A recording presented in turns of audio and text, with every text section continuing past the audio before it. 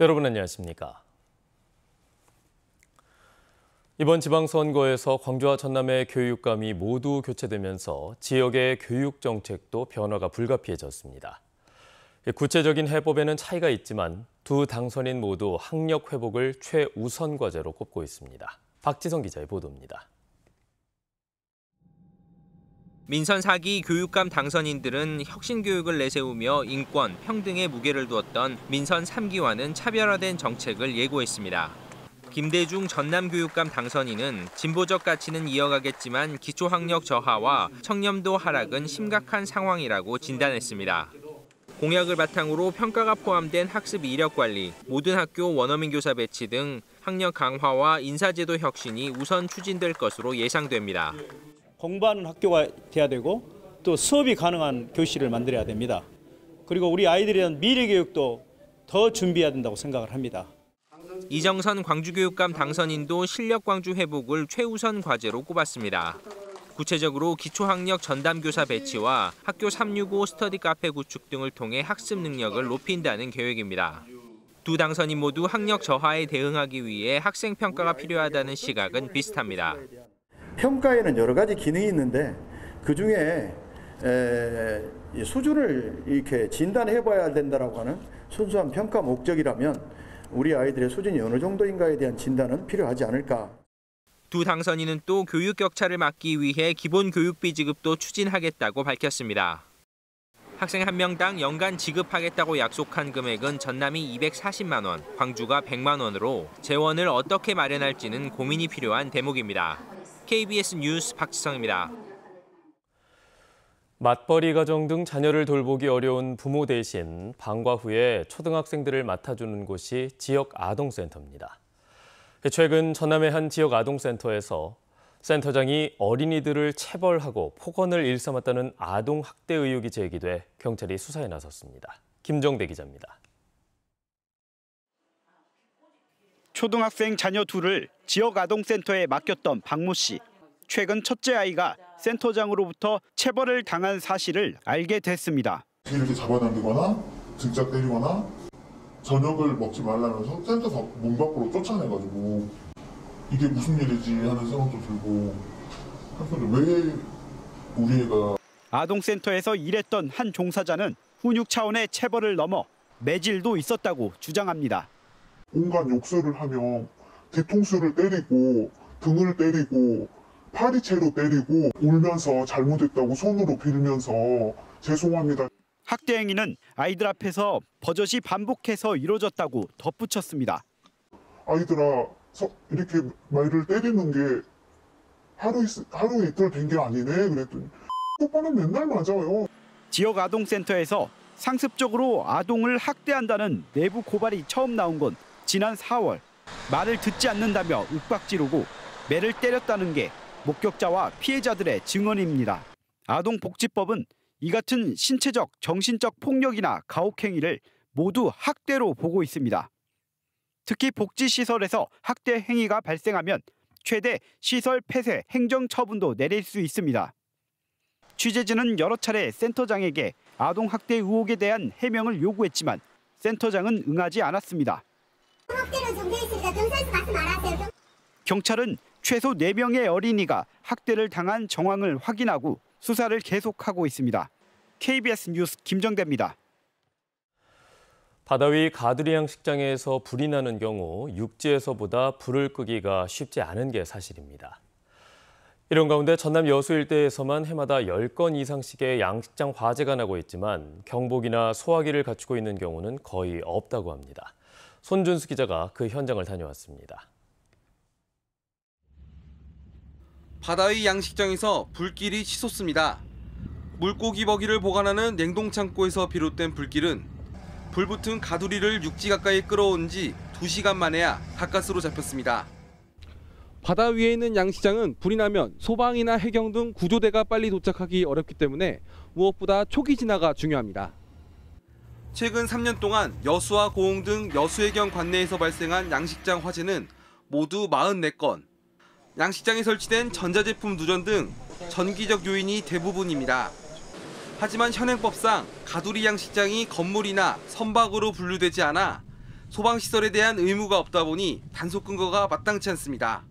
단속하기도 좀 애매한 사각지대에 있다 보니까 저희들이 좀 힘듭니다. 그래서 이런 부분들이 법이 제정이 된다 그러면은 이 법을 제정으로 근거로 해서 저희들이 뭐 미비한 점이라든지 이런 또 잘못된 부분은 계도 조치라든지 아니면 단속을 할 수 있는데 그런 부분. 영세 사업자의 경우 시설이 노후화한 곳이 많고 양식장 종사자 대부분도 외국인이어서 화재 발생 시 신고 자체가 늦어진다는 점도 문제입니다.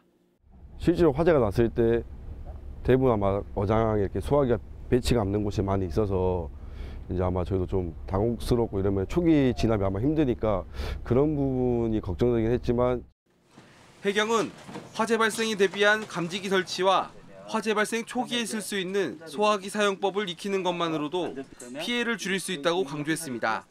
KBS 뉴스 손준수입니다. 올해는 유난히 비가 내리지 않아서 농촌은 가뭄 걱정이 무척 큽니다. 그제 광주와 전남 지역에 모처럼 반가운 단비가 왔고 오늘도 비가 올 것으로 예보됐습니다만 목마른 논밭을 적시기에는 강수량이 충분하지 않고 그 이후로는 당분간 비 소식이 없어서 우려가 여전합니다. 양창희 기자가 취재했습니다. 물이 얕게 들어찬 논에서 장화를 신은 이들이 바삐 움직입니다. 빈자리가 없도록 가지런히 모를 심느라 허리를 펼 새도 없습니다. 한 해 가장 바쁜 모내기철을 맞은 농촌. 때마침 내린 비가 고마우면서도 여전히 메마른 들녘에 걱정이 앞섭니다. 올해 봄도 얕아. 작년 겨울부터 눈도 적게 하고 다 또 농촌 사는 사람들 다 똑같지요. 니나 나는 할 거 없이.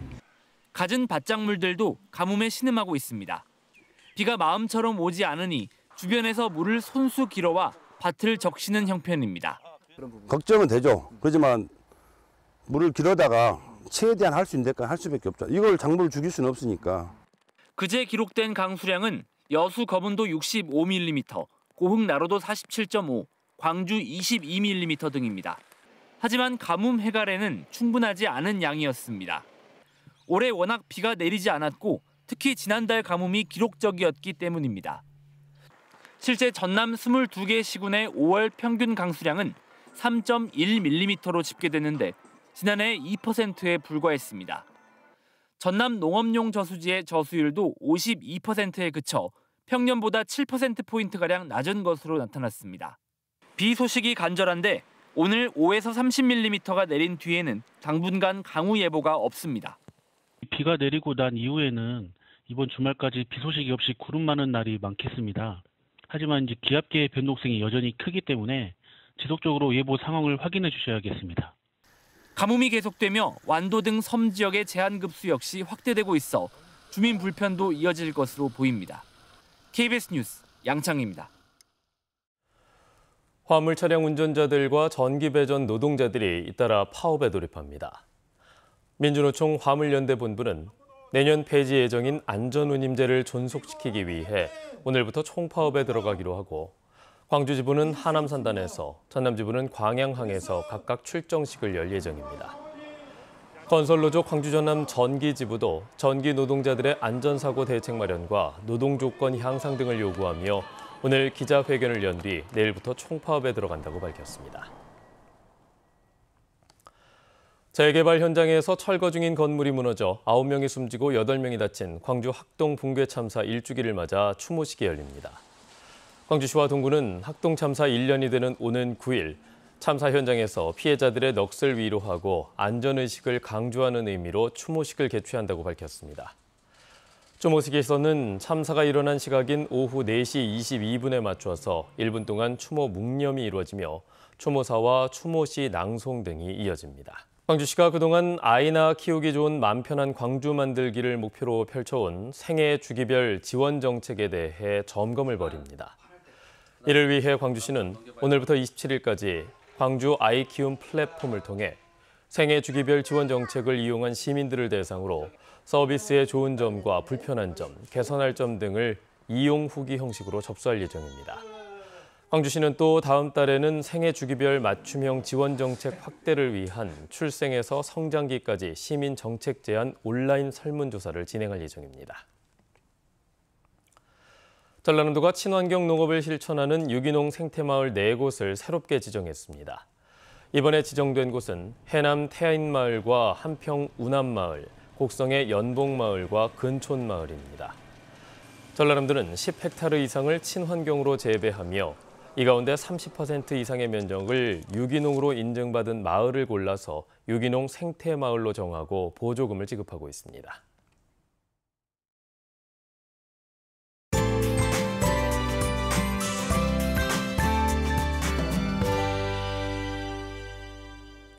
연휴가 끝나고 맞는 화요일 출근길, 하늘빛이 다소 어둡습니다. 오늘 종일 흐리고 아침부터 밤까지는 가끔 비가 내리겠는데요. 광주 전남 지역에 5에서 30mm가 예상됩니다. 외출하실 때 우산 챙기셔야겠습니다.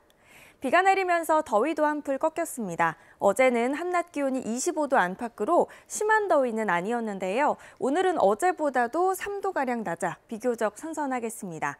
아침 기온은 어제보다는 2도가량 높지만 예년 이맘때와 비슷한 수준으로 당분간 평년과 비슷하거나 조금 더 낮겠습니다. 지역별로 기온 살펴보겠습니다. 아침 기온 어제와 비슷하거나 1에서 3도가량 높습니다. 장성과 나주 18도 가리키고 있고요. 한낮 기온은 22도 안팎으로 아침과 낮 기온의 차가 크지 않겠습니다. 여수의 낮 최고 기온 20도, 광양 21도로 어제보다 1에서 6도가량 낮겠습니다. 목포의 한낮 기온 22도, 강진과 장흥 21도로 비교적 선선하겠고요. 신안을 비롯한 도서 지역은 20도에서 23도가 예상됩니다. 바다의 물결은 전해상에서 비교적 잔잔하겠습니다. 내일 담양과 곡성 등 전남 북동부 지역에는 소나기가 내리겠고요. 금요일부터 다시 더워지겠습니다. 날씨였습니다. 뉴스를 마칩니다. 여러분 고맙습니다.